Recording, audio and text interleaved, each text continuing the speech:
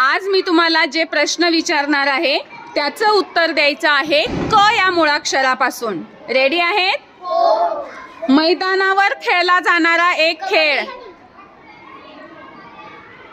घरात बसून खेळला जाणारा एक खेळ, कॅरम, घराबाहेर जाताना घराला लावतात, कुलूप, एका ज्ञानेंद्रियाचे नाव, कान, व्हेरी गुड, एका मुलीचे नाव, कोमल, डोळ्यांना काय लावतात, चष्मा, क, काजळ, काजळ. मागच्या उत्तरं सांगायची नाही आता. कपडे कशात ठेवतात, कपाटात, हिने सांगितलं. एका फुलाचे नाव, कमळ, दोघींनी सोबतच सांगितलं. ठीक आहे.